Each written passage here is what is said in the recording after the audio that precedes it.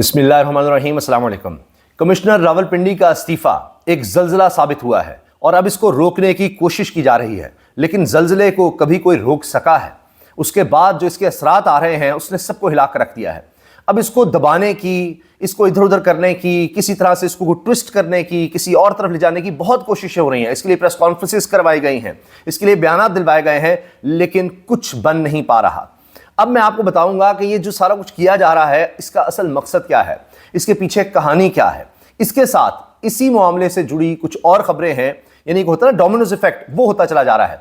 देखिए, ये जो कमिश्नर का रावलपिंडी का इस्तीफा आया है जिसमें वो कहते हैं कि जनाब मैंने धांधली करवाई है, मुझसे धांधली करवाई गई है, मेरा ज़मीर मलामत करता है, मुझे सज़ा दे दी जाए, मुझे फांसी पे लटकाया जाए, और अब कहा जा रहा है जी उन पर दबाव भी है, लेकिन वो बयान अभी तक उन्होंने नहीं बदला। वो कह रहे हैं जी मैं बिल्कुल नाम लेने को तैयार हूँ। अभी तक जो खबरें आई हैं वो यही हैं कि लास्ट उनका जो बयान है वो यही है कि जी मैं अपने बयान पर कायम हूँ, धांधली करवाई गई है, ठप्पे अभी भी लगाए जा रहे हैं, सारा कुछ ये हो रहा है। 13 सीटों की वो बात करते हैं।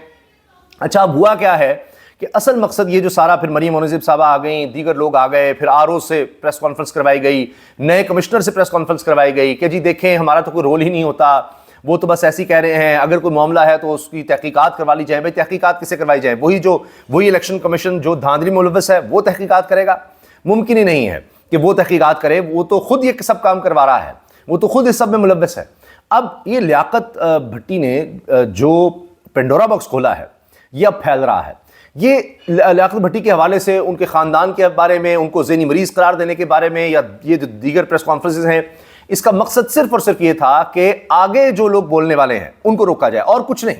सबसे बड़ा मकसद ये था कि इसको इतना मिलाइन कर दो, इसकी इतनी बदनामी कर दो, इसके खिलाफ ऐसी सी चीज़ें फैला दो, झूठ मिक्स करो, सब कुछ फैला दो कि जिसका तो तहरीक इंसाफ से ताल्लुक है, इसका फलां से ताल्लुक है, ये कर दो वो कर दो, वो सब पिट रहा है। वजह यह कि जो कोई और सोच रहा है इस तरह आकर सच बताने की, या जिस तरह धांधली हुई है उसमें गवाह बनने की, अगर कोई सोच भी रहा है, क्योंकि ये तो डर था, बहुत से लोग इसमें मुलव्वस हैं, कोई भी आकर कर देगा तो हम क्या करेंगे। तो एक कमिश्नर ने जो कुछ कर दिया, अब आप जो मर्जी करते रहें। ये बहुत बड़े सबूत हैं, क्योंकि ऐसे सबूत हैं कि आप देखिए गार्डियन इसको कवर कर रहा है, इसको अल जज़ीरा कवर कर रहा है और कह रहा है कि जनाब जो खुद इलेक्शन करवाने वाले हैं वो इसमें सामने आ गए और उन्होंने गवाही दे दी है, कमिश्नर रावलपिंडी ने गवाही दे दी है। अब आप ये देखिए कि इसके बाद अब हो क्या रहा है। मैंने आप सर्च किया ना कि इसको सब दबाने की कि जी देखें इसका फलां से ताल्लुक ये है, इसका कोई पासपोर्ट निकला है, फलां निकला है, ये सब, ये सिर्फ ऐसी बातें हैं कि जी कोई और ना आए, लेकिन और लोग तो आ रहे हैं। सदीक जान ने खबर दी है कि गवाहियां और आ रही हैं, जो लोग धांधली करवा चुके हैं, धांधली मुलव्वस हैं, वो गवाह बनकर और सामने आ रहे हैं।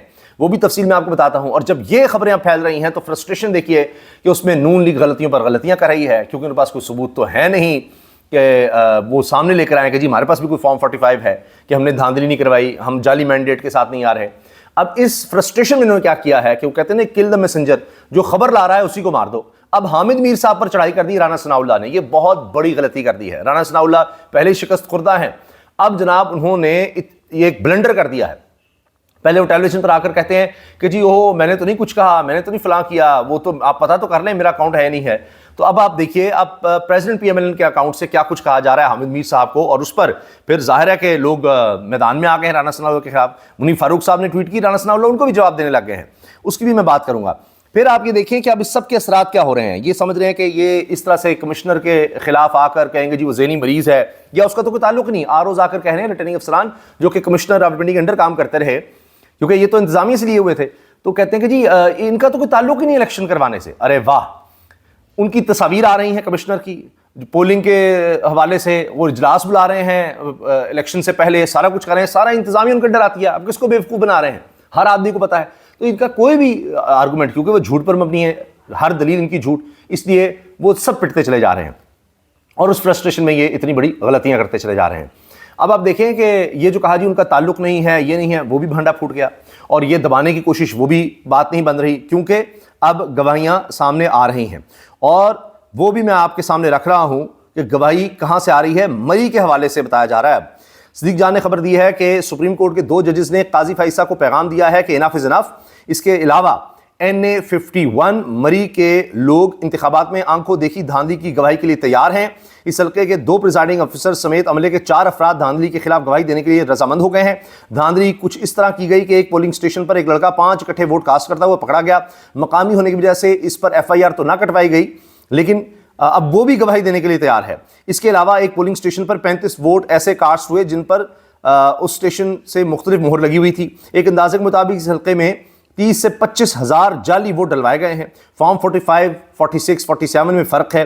NA51 ان 13 حلقوں میں شامل ہے جن میں دھاندلی کروائی گئی بقول کمشنر لیاقت چٹھا کے۔ انہوں نے کہا نا 13 میں دھاندلی کروائی گئی ہے، 70,000 ووٹوں کی دھاندلی ہے، وہ سب اس میں شامل ہے۔ اور اب آپ دیکھیں کہ کس طرح سے کس کو جتا کر کس کو ہروایا گیا، وہ بھی تفصیل آ چکی ہے، اس پر بھی ہم آتے ہیں۔ لیکن پہلے میں آپ کو بتا دوں کہ یہ جو حامد میر صاحب اور رانا ثناءاللہ صاحب آمنے سامنے آ چکے ہیں، اس کا کیا معاملہ ہے، یہ کیا ماجرا ہے، وہ ذرا آپ سنیے کہ ہوا کیا ہے۔ ہوا یہ کہ حامد میر صاحب چونکہ بتا رہے ہیں کہ بھائی دھاندلی کے خلاف نکل آئے ہیں، دھاندلی ہو رہی ہے، تو اس پر فرسٹریشن میں آ کے کیا یہ کہ پریزیڈنٹ PMLN پنجاب یعنی رانا ثناءاللہ کے اکاؤنٹ سے کہا جاتا ہے سولڈ آؤٹ کہہ کے آپ یہ دیکھیں کہ حامد میر صاحب کی ایک تصویر لگا دی جاتی ہے، اور پیچھے کیا ہے جی، ملک ریاض کی تصویر، اور یہ میں آپ کو دکھا بھی دیتا ہوں، یہ دیکھیں آپ، یہ اب یہ تصویر لگا کر یہ دیکھ رہے ہیں آپ، اور پیچھے دیکھیں یہ ملک ریاض کی تصویر، اور اس کے اوپر لکھ دیا ہے سولڈ آؤٹ، یہ دیکھیں یہاں سولڈ آؤٹ لکھ کر، اور یہ آپ دیکھیے یہ دیکھیے سولڈ آؤٹ لکھ دیا، یہ PMLN پریزیڈنٹ پنجاب، یہ رانا ثناءاللہ صاحب ہیں، تصویر ان کے لیے بھی ہے۔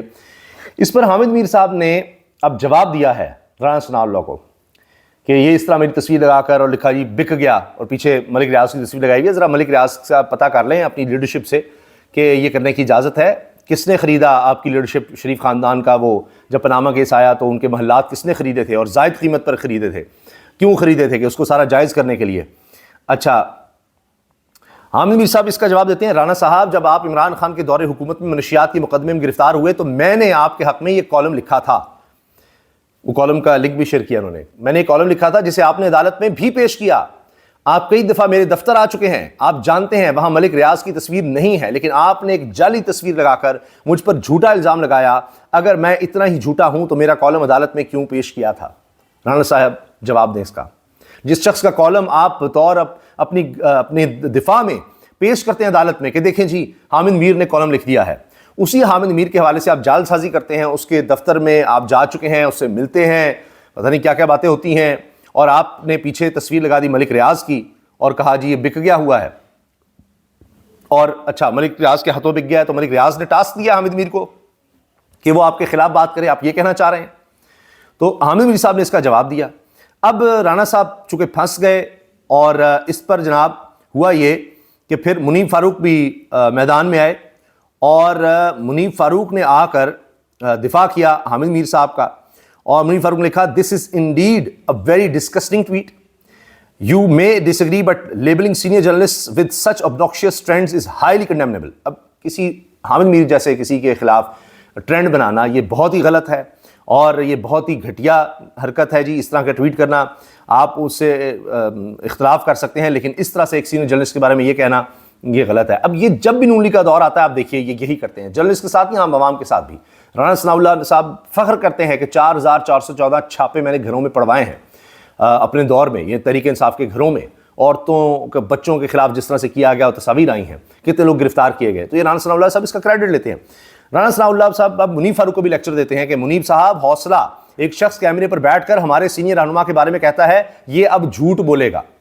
اب یہ آپ اندازہ لگائیں کہ انہوں نے آن ایئر ویسے نہیں کہا، کیونکہ ہوا یہ تھا کہ دھاندلی پکڑی گئی، جیو پر ٹرانسمیشن چل رہی تھی، اس میں کیا ہوا کہ جب اسحاق ڈار کو لیا گیا لائن پر تو حامد میر صاحب نے انہوں نے جناب درود پڑھنا شروع کیا اور کلمہ شروع کیا اور اس طرح سے بات کی، اسحاق ڈار صاحب جس طرح کرتے ہیں، تو ساتھ ہی حامد میر صاحب نے بے ساختہ کہا۔ اچھا ان کو نہیں پتا تھا کہ بھائی میری آواز، کیونکہ مائک لگا ہوتا ہے تو جس نے بولنا ہوتا ہے صرف اس کا مائک کھولا جاتا ہے عموماً، تو حامد صاحب نے اس طرح کہا تھا اف، یعنی وہ بے ساختہ ہوتا ہے نا، انسان برداشت نہیں کر پاتا، کہتے ہیں کہ یار اب یہ کلمہ پڑھ کے جھوٹ بولے گا، ہلکی سی آواز ہے وہ آ گئی۔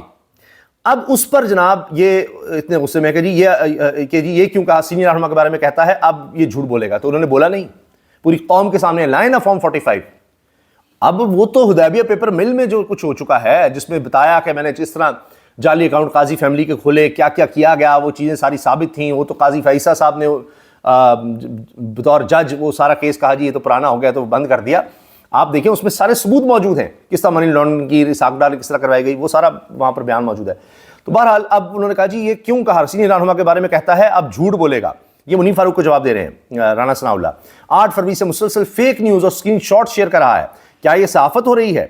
اب بتایا نہیں کون سی فیک نیوز، کون سے اسکرین شاٹس حامد میر شیئر کر رہا ہے. نہیں، کیا یہ صحافت ہو رہی ہے؟ یہ اب صحافت رانا ثناء اللہ صاحب سکھائیں گے حامد میر کو.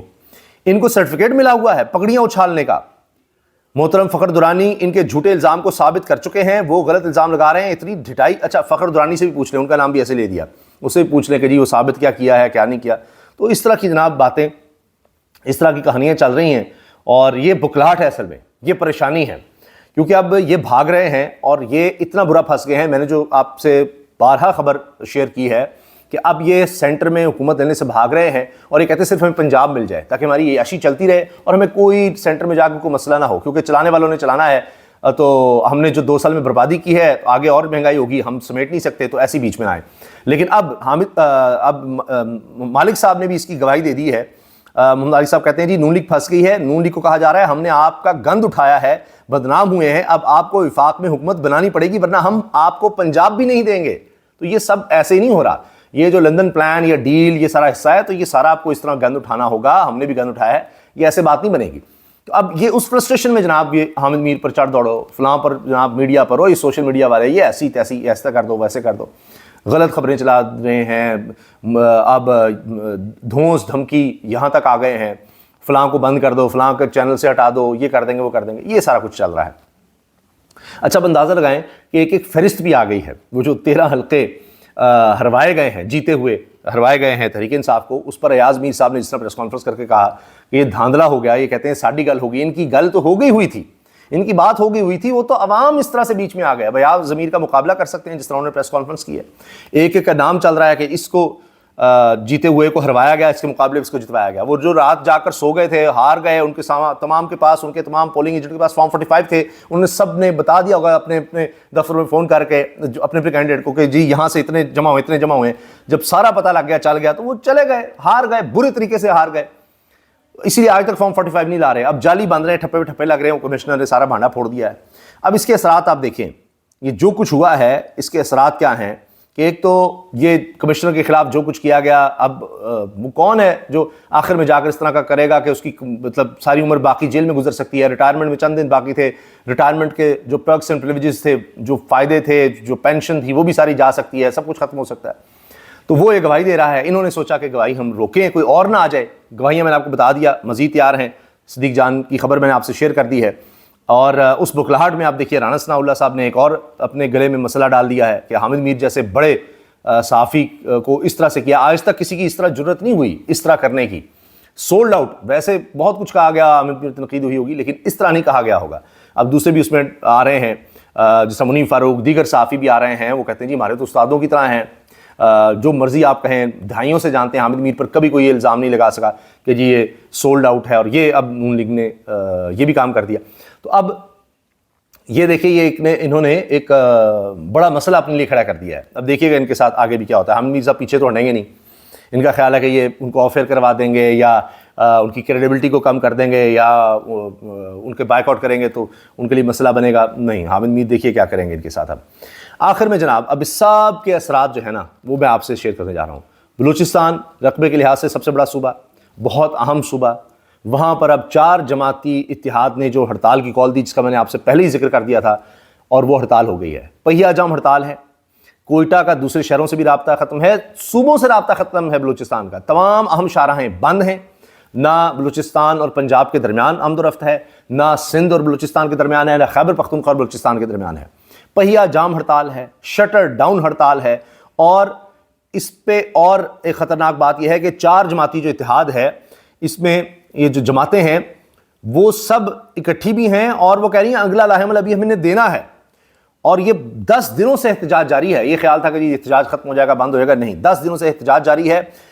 اور چمن میں عوامی نیشنل پارٹی کا دھرنا بھی جاری ہے. ANP کا دھرنا چمن میں ہے. نصیر آباد کے مقام پر JWP کا دھرنا جاری ہے، نصیر آباد میں پیپلز پارٹی کے رہنما بھی دھرنا دیے بیٹھے ہیں، اور ابھی یہ 4 جماعتی اتحاد جو ہے ان کے رہنما نے آج اگلے مرحلے کا اعلان بھی کرنا ہے۔ اور یہ جو 4 جماعتی اتحاد ہے اس میں کون سی جماعتیں شامل ہیں؟ پیپلز پارٹی NP الگ ہے، یہ جو دھرنے میں ہیں ان میں میپ ہے اور BNP ہے، اچھا KP میپ، PK میپ یعنی پختونخوا ملی عوامی پارٹی ہے، BNP ہے، نیشنل پارٹی ہے، HDP ہے، ان کے کارکن جناب شریک ہیں۔ تو سنبھال لیں پھر جناب۔ اور یہ دھرنا جو ہے یہ 10ویں روز میں چلا گیا ہے اور ابھی انہوں نے آگے کے حمل کا اعلان کرنا ہے۔ تو یہ معاملہ جو ہے یہ سمٹ نہیں رہا، یہ پھیل رہا ہے، اور وہ کہتے ہیں نا کہ انگریزی میں بگننگ آف دا اینڈ، یعنی اختتام کا آغاز ہو گیا ہے، یہ وہی صورتحال ہے۔ اللہ حافظ۔